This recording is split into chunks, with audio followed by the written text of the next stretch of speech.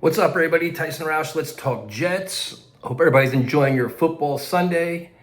If you told me that Justin Fields had 54 passing yards, 6 completed passes, and an interception, and 169 yards of total offense, I would have told you the Jets lost to the Cleveland Browns.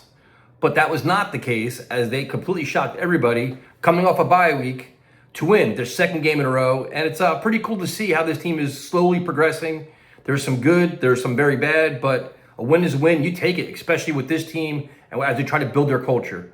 Starting off with special teams and Nwangwu, 99-yard touchdown return. Then you had Isaiah Williams, 74-yard punt return. And his turnaround's been remarkable to the point when his first game with the Jets, I wanted them cut. He's come back. He's been an actual weapon. He was special teams player of the month. I think special teams player of the week 2 weeks ago. Another big game today, contributing on offense as well.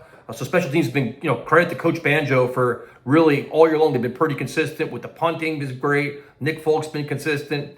Defensively, you're wondering how they're going to react with Quinn Williams being gone, Sauce Gardner being gone. Will McDonald, 4 sacks. Huge game for him. Quincy Williams flying around after being benched, got a sack. Jermaine Johnson. But the defensive line, getting a lot of pressure. The secondary was completely revamped because Jamie Sherwood lit up A.Z. Thomas, knocked him out of the game with a concussion.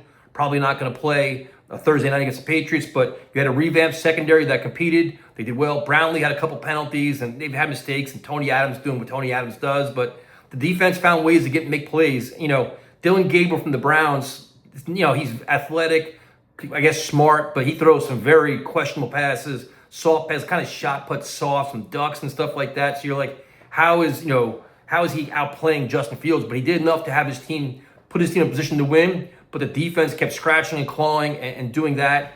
And then offensively, Justin Fields was terrible. He was. The Jets were literally scared for him to throw the football. They had like a 3rd and goal. They didn't try throwing it. They kind of mailed it in, let him run with it. And this was the same old Fields we've always seen. And then winning the game kind of bailed them out, where it's just like they got lucky they won, because if not, the story would have been like the Jets offense sucks and so does Justin Fields. So you have Breece Hall, again, big game. They finally called a screen pass to Breece Hall, and it goes 42 yards for a touchdown. So it's like you wish you saw a lot of this earlier. Garrett Wilson had no catches, which is crazy. But again, they won, and Wilson got hurt. So the offense leaves a lot to be desired. I understand the Browns' defense is good, but you really question how much Justin Fields hinders Tanner Engstrand's ability to call plays. So we'll take it. A win's a win. We move on. We're excited. And then you have the Patriots on the Thursday night, which is going to be very challenging. My expectations are very low, but you're seeing glimpses of good things. But offensively, this team has such a long way to go, especially when you want to see the vision for the future with a young quarterback, another veteran quarterback. You see a lot of things that kind of make you scratch your head. But